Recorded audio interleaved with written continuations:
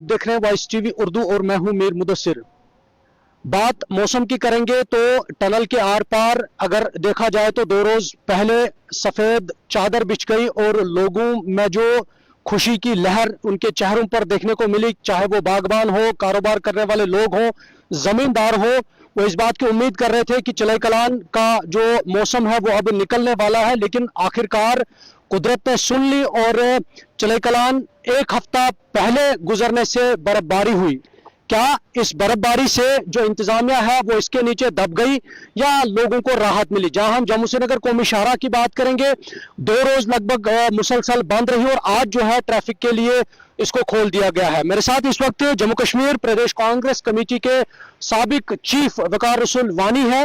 हम जानेंगे कि बर्फबारी कितनी जरूरी थी और इससे इंतजामिया जो है किस हद तक कामयाब हुई है आम लोगों को राहत पहुंचाने में। अस्सलाम वालेकुम। वालेकुम सलाम। सर, बर्फबारी का इंतजार था, लोगों को भी इंतजार था, जमींदारों को भी इंतजार था, क्योंकि खुश्कसाली बहुत ज्यादा हो गई थी, बीमारियां बहुत ज्यादा हो रही थी। लेकिन टनल के आर पार 22 और 23 के दरमियान में सफेद चादर बिछ गई। शुक्र है अल्लाह ताला का, उसका शुक्र है कि देर ही सही लेकिन अच्छी खासी बर्फबारी हुई। लोगों को इस चीज की बड़ी जरूरत थी। चश्मे हमारे सूख गए थे, नदी नाले सूख गए थे, खुश्की की वजह से बीमारियां भी काफी थी। लेकिन अब आप देख रहे हैं आगे पीछे बड़ा हैवी स्नोफॉल हुआ है, बनिहाल में भी और कश्मीर वाली साइड भी। तो इससे लोग तो खुश हैं, लेकिन इंतज़ाम में जो है वो थोड़ी प्रॉब्लम थी। कल भी हमारे डिप्टी कमिश्नर साहब डीसी रामन और उनके साथ ट्रैफिक के एसएसपी और हमारे पुलिस के एसएसपी आए थे। उन्होंने भी हालात का जायजा लिया, यहाँ पे रात को मीटिंग भी ली उन्होंने, हम भी मिले उनसे। अभी भी काफी रोडों में बर्फ उठा नहीं है, स्नो क्लियरेंस नहीं हुई है। इसमें सुबह से मुझे फोन आए थे, एक तो कुमला तुरगाम का रोड जो है वो बंद था, चकनाड़वाओं में मशीन नहीं लगी थी, रेलवे रोड जो है ये जो रेलवे रोड है चापनाड़ी का वो भी बंद था, दनाड़ रोड बंद था, काफी रोड, सछाल अभी भी बंद है, फागो से ऊपर वाला जो रोड है वो भी बंद पड़ा है, नील रोड तो अभी तो खुलने का कोई इम्कान ही नहीं है। अपर डुलीगाम, इसी तरह से मंडकबाज से ऊपर जो कावना मोहम्मद का रोड है वो भी बंद पड़ा है।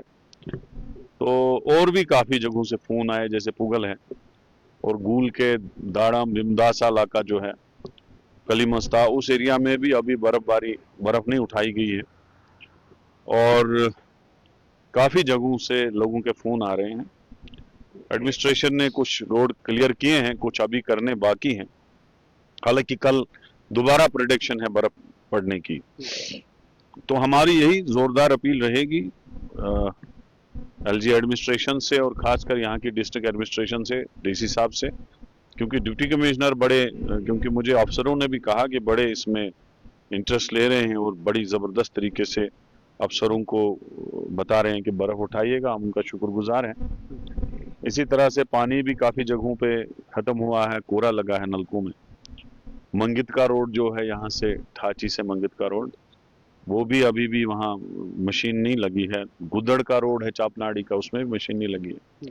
तो मेरी यही अपील है एडमिनिस्ट्रेशन से कि जल्द अज जल्द बर्फ उठाया जाए। कल भी एग्जाम में बच्चों को बड़ी प्रॉब्लम आई, पैदल आना पड़ा। तो क्या वजह है? अगर एडमिनिस्ट्रेशन को पहले से ही पता होता है, सरकार को पहले से ही एडवाइजरी आ जाती है कि फलानी दिन जो है बर्फबारियां बारिशें होंगी, तो उसके बावजूद भी इस तरह की जो नाकिस कारकर्दगी देखने को मिले, लोग भुगत रहे। एक्चुअली कश्मीर वाली साइड में स्नो कटर्स अवेलेबल है, यहाँ नहीं है। यहाँ दावे भी किए गए थे कि हमने चीफ मिनिस्टर से बात की कि अभी स्नो कटर आ रहे हैं, यहाँ नहीं है। वो एक बड़ी मैकेनिकल डिवीजन की प्रॉब्लम है यहाँ पे। अब जेसीबीज लगती हैं, वो हमारा रोड भी बर्बाद कर देते हैं, रोड खत्म कर देते हैं। दूसरा, यहाँ बिजली की प्रॉब्लम है, अभी भी बिजली गाँव में रेस्टोर ही नहीं हुई। लोगों को बहुत परेशानी है, बिजली की वजह से ज्यादा प्रॉब्लम है। मोबाइल चार्ज करने होते हैं, पानी गर्म करना होता है, कमरा गर्म करना होता है, बिजली की बहुत प्रॉब्लम है। हालांकि मैं जितने टाइम रहा मैंने बहुत ही कोशिश की कि बिजली रहे।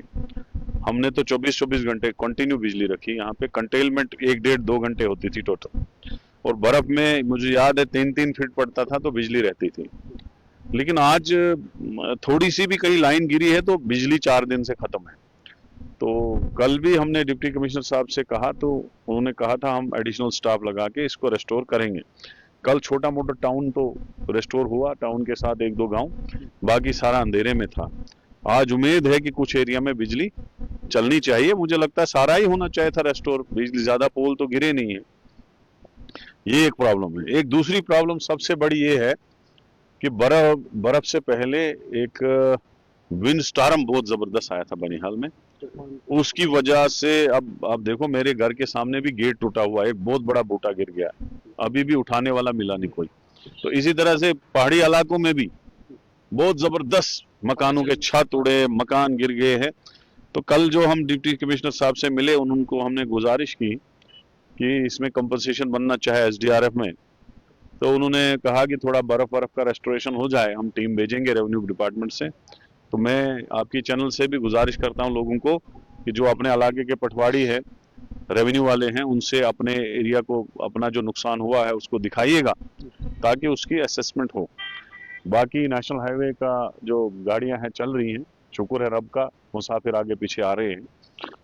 फिर से पेशेंट गोई बताई जा रही है कल और परसों के दरमियान में, क्या करना चाहिए इंतजाम है? क्योंकि अभी तो कुछ रोड्स ऐसे हैं जो खुले ही नहीं है और बीमार हैं, जेसीबी के जरिए अस्पताल पहुंचाया जाता है, एनजीओ वॉलंटियर्स या पुलिस या इंतजामिया की मदद से उनको लाया। बड़ी जो मसला है, एक तो हमें मशीनरी हाई अलर्ट पे रखनी है। अब ये जो ठेकेदार है, ये 1 साल के लिए इनके पास होता है बर्फ उठाने का या उस एरिया के मेंटेनेंस देखने का। कुछ ठेकेदार हवा में ही किसी दूसरी की मशीन पे टेंडर देते हैं, बाद में उनके पास मशीन ही नहीं है। कल से मैं एक जगह, अब नाम नहीं डिस्कस करूंगा, वहां ठेकेदार को मशीन ही नहीं थी, वो दूसरे तीसरे को मांग रहा था। अब 2 दिन से उसको अरेंज नहीं हुई तो लोग सफर कर रहे हैं ना। कम से कम एडमिनिस्ट्रेशन को उन ठेकेदारों को एंगेज करना चाहिए जिनके पास इक्विपमेंट्स हो, जिनके पास मशीनरी अवेलेबल हो, तब जाके वो बर्फ उठाएंगे। जिसके पास मशीन ही नहीं हो, वो बिलों पे टेंडर लेता है, बाद में बर्फ ही नहीं उठाता है। ये एक बड़ी प्रॉब्लम है। मैं ये कहूंगा एडमिनिस्ट्रेशन को कि जिस ठेकेदार के पास ये नाकिस हालात है, उसका टेंडर कैंसिल कर देना चाहिए, क्योंकि जहां आपने टेंडर लिया है तो मशीन तो आपको लगानी है, कोई और उस पर लगाएगा नहीं।